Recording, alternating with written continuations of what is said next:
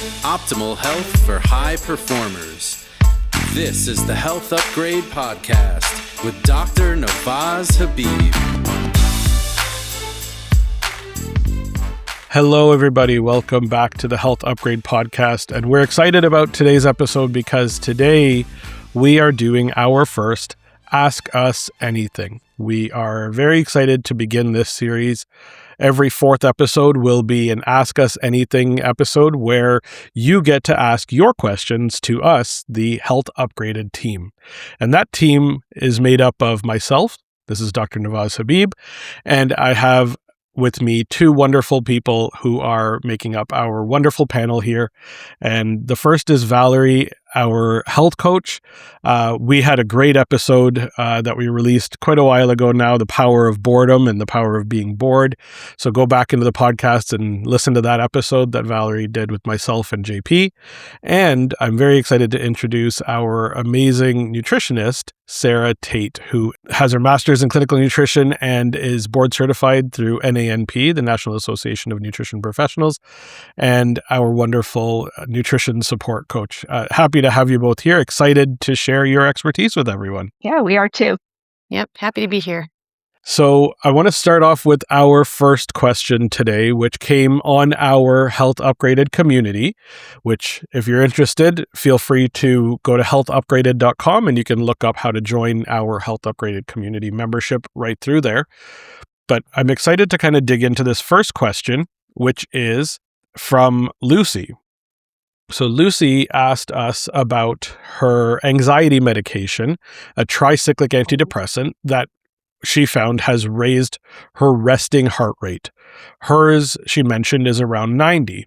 She also asked, does this also explain a low HRV, which in her case is in the teens? And are there any types of anxiety medications that do not have such undesirable effects on resting heart rate and HRV?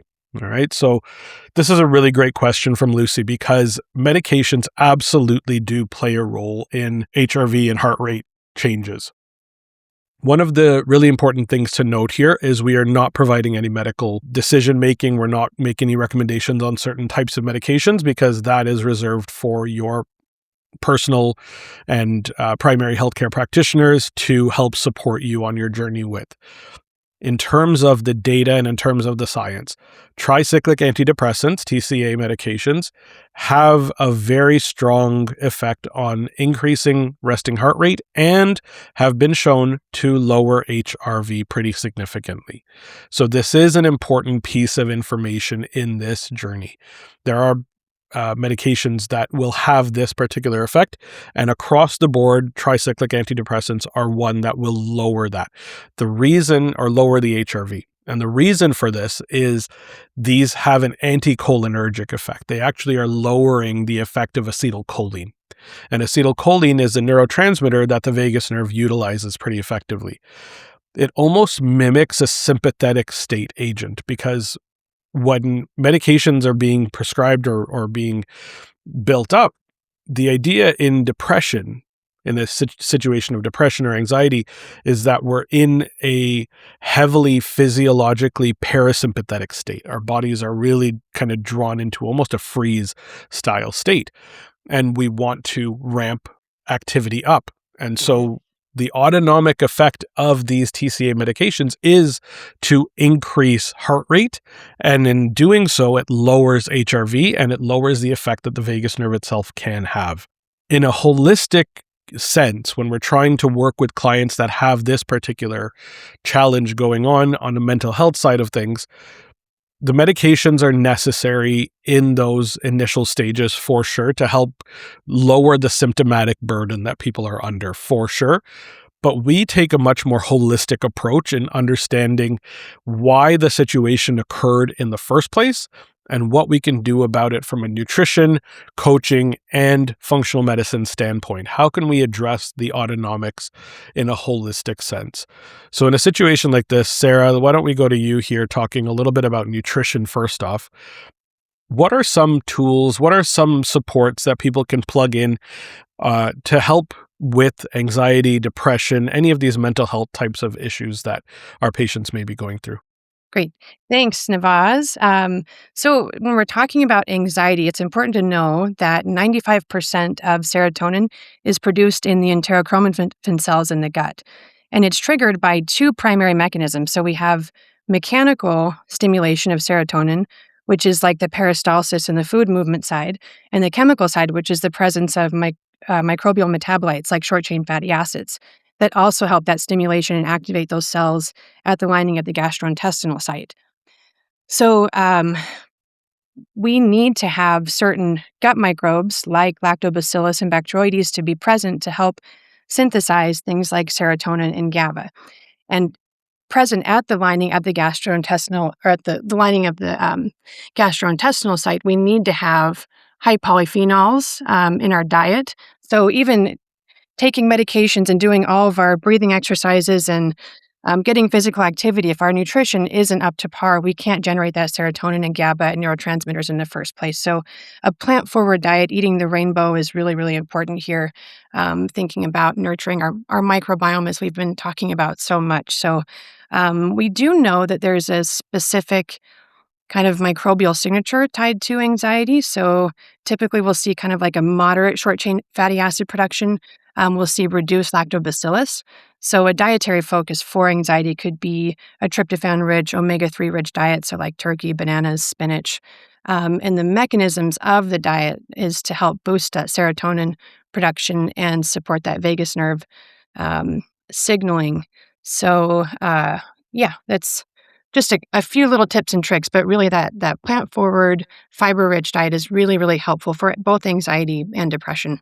Yeah, that feeds that microbiome really well, having the polyphenols, the fiber coming in. And one of the things that people don't really understand is the safety signal from the gut up to the brain goes through the vagus nerve, and the safety signal that happens in the gut lining or in the gut lumen is actually those exact short chain fatty acids that you mentioned.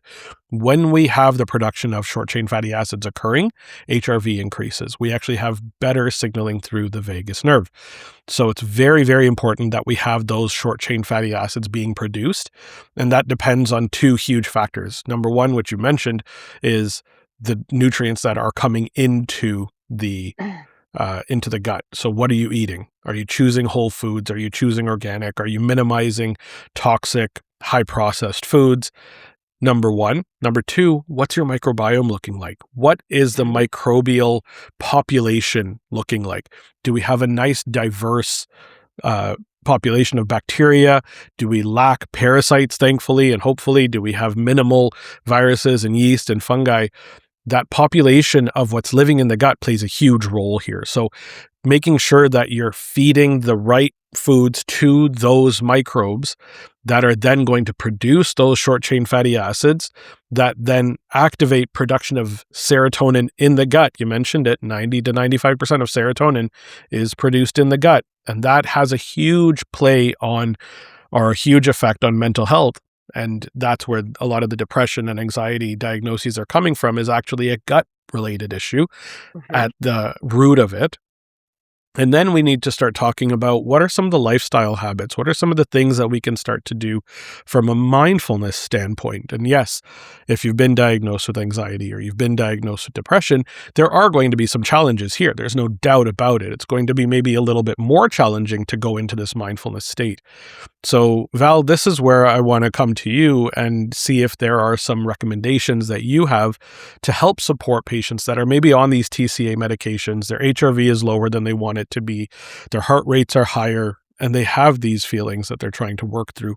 What are some tools and tips that you have for those types of patients? Well, it's really interesting. We were talking about gut health. And of course, in order to know what might be lacking in your gut, it's good to test it, right? It's good to do some kind of gut microbiome testing so people know where they are. So you have to create some kind of data around that. And so with mindfulness, and mindfulness is often synonymous with mindfulness meditation. So when I talk to people about mindfulness, they'll say, oh, I can't do that because I can't sit still and my brain's always going. And that's a little bit of another conversation. But really, mindfulness is just how we kindly pay attention in the present moment of what's happening and create awareness of how it affects us, right? So, and often with depression and anxiety, uh, people who suffer from that live in that state all the time. So there's almost no way, there's no kind of sense that there can be another way to be. It's with that mind always going either with depressogenic thoughts or thoughts that might cause anxiety. And anxiety is kind of the pathology of our brains always going into the future. We're always worried about the future. We have this state of hyper vigilance about the future, right? Which we know that there's a lot of things we can do now that will affect our future, but then there's also a lot going on in the future that we have no control over. So one of the best things that we can do is just start to create awareness in the present moment of really what's going on in our bodies. And it's a practice. You can't do it right away and be skillful at it. It's something that is a skill, and you have to practice it. But a really, really good exercise for people with anxiety can be just being aware in the moment that all our thoughts are in the future, and then come to the present moment. And we can do that in all kinds of really easy ways. You can do it by putting your hands on your face and actually John Kabat-Zinn, who's the goat of mindfulness in the Western world, calls it coming to your senses. And literally, what's the sensation of your hands on your face? You can put your hands on your face. We never think about it. We're still thinking about what could happen in 2034. Can you come back to just the sensation of your hands on your face? Or what's that really feel like? Or looking outside your window and looking at the way the sunlight is coming down through the trees and the sunbeams that are showing me right now how dirty my windows are. Right? But I don't have to get caught up in that whole thought about, oh boy, those windows are dirty. I can be like, wow, that's really cool the way, there's little spots on whatever you can do to be directly in this present moment. It helps us to practice. Mindfulness is kindly creating awareness and attention. When I can get my attention kindly and gently out of the future and bring it into what's happening right now, and with anxiety or depression, it can be really helpful to look at positive things that are happening right now. Then that practice can help us, number one, realize like, I'm worrying about stuff I have no control over. That's what my brain does. Okay, I notice it. No blame. But how about if I cultivate now what's going on right here in this moment? And there's all these amazing things around us really in every moment that we can pay attention to. I love how you explain that. And the analogy that I want to go to here is the idea that mindfulness is intentional direction or directed attention, right? You're intentionally Mhm. directing your attention in one way or one direction. And the analogy here that I love is the idea of a light bulb. A light bulb, as a incandescent basic light bulb that we're kind of all aware of, sends light in every direction, right? And let's say it's a 60-watt bulb and it's going out in every direction, and that's great because it's illuminating the entire space that you're in. But you could take that same exact bulb and put it into a flashlight and have a directed cone of light in one direction.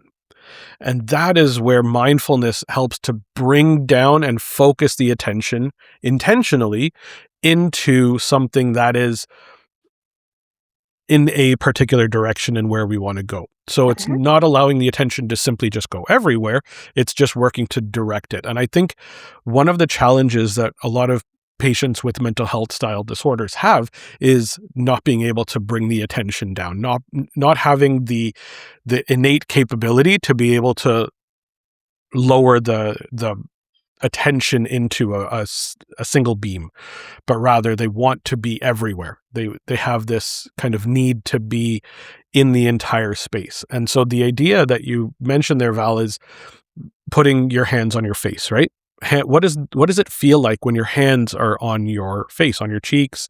What if you're tapping, right? And EFT tapping is built on exactly this idea of bringing our attention back into our bodies. And that often is a missing link here in this particular case, is not being able to feel with a level of accuracy what's truly happening within our bodies. Yeah, absolutely. Yeah. Yeah, and mindfulness, the kind of formal 8-week program, mindfulness-based stress reduction, is exactly what that is tuned into. How do we, because we are often out of our bodies, and it feels like we're being assaulted by things all the time. If you have people who are suffering from anxiety and depression. And so part of this is realizing, oh, I have agency with my brain.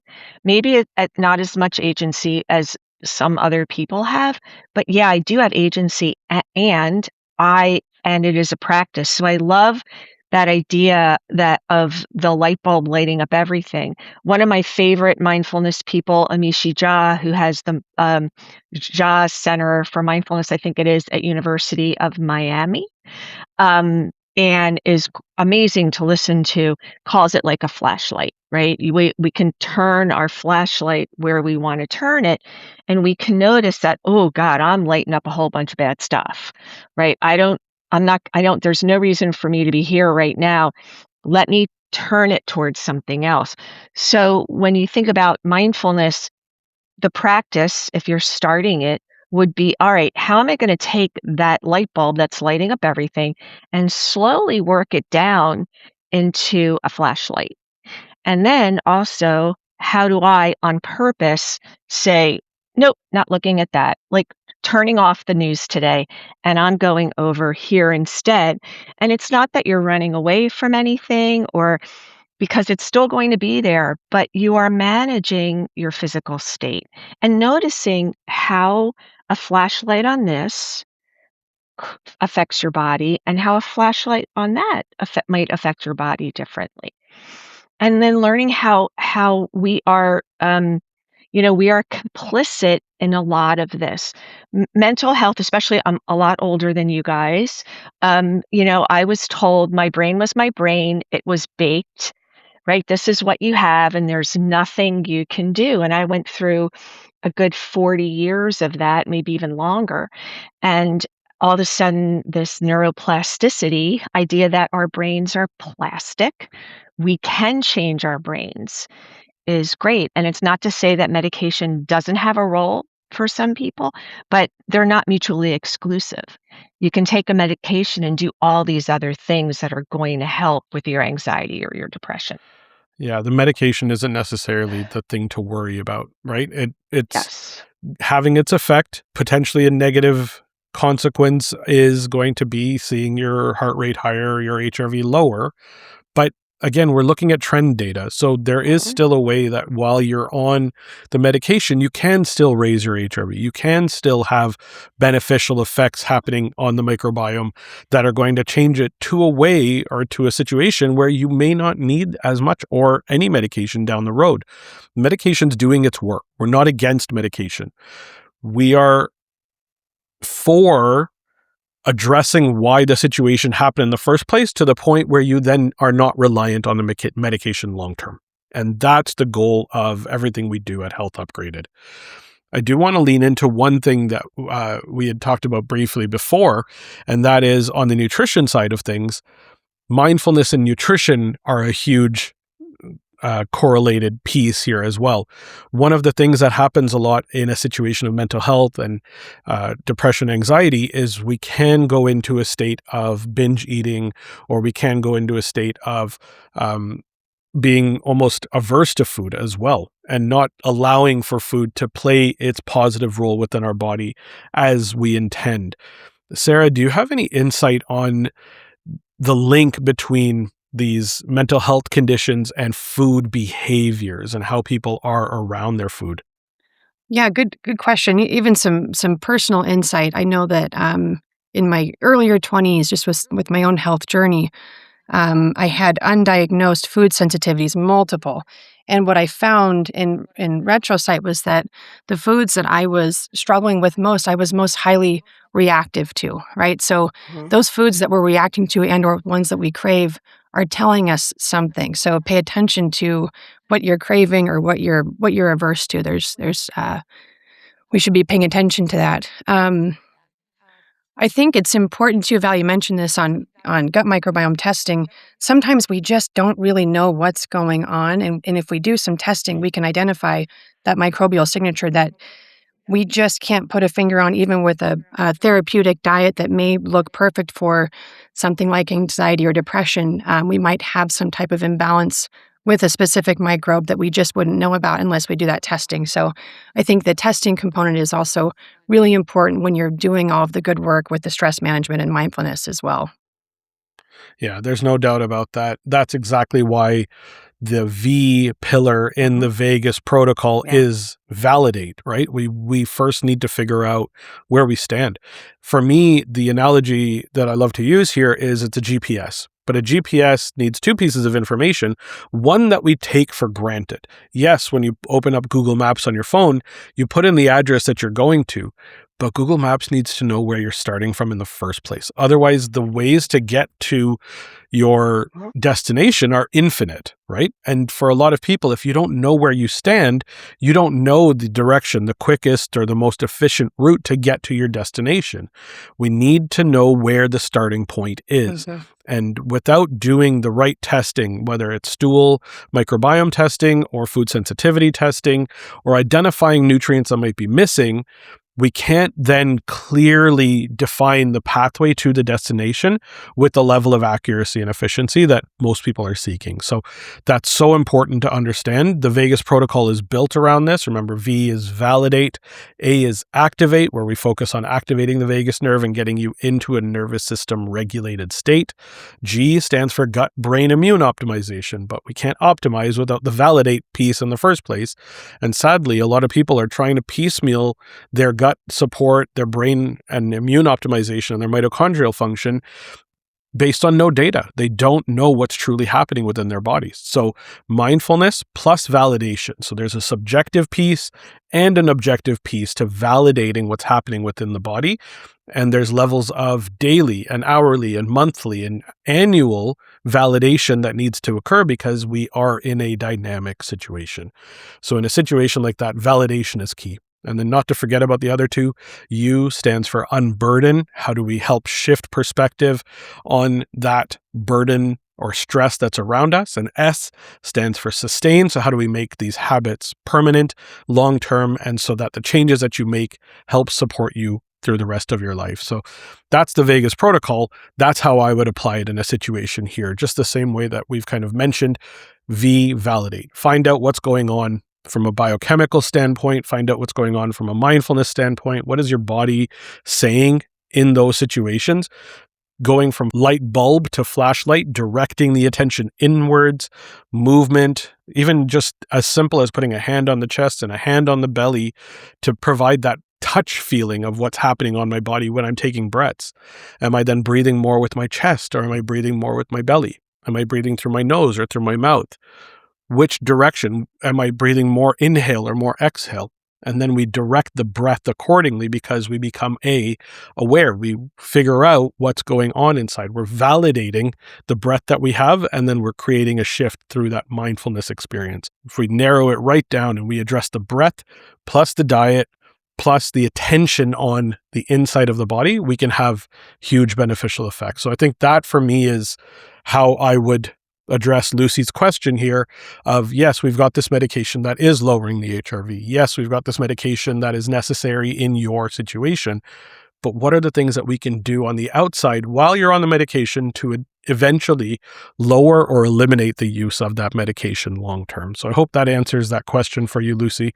Thank you for sharing it. Valerie, go for it. Yeah, and over time. So don't think, oh my gosh, I have to do all this stuff in a week's time, right? This is a program that you start to you're kind of researching for yourself in some ways. It's great to get help, but you're figuring out what works for me, what doesn't work for me, and this is going to take a little bit of time, which is another can be a benefit of the medication. Is the medication can allow you to be in a place where you can start experimenting with these other things.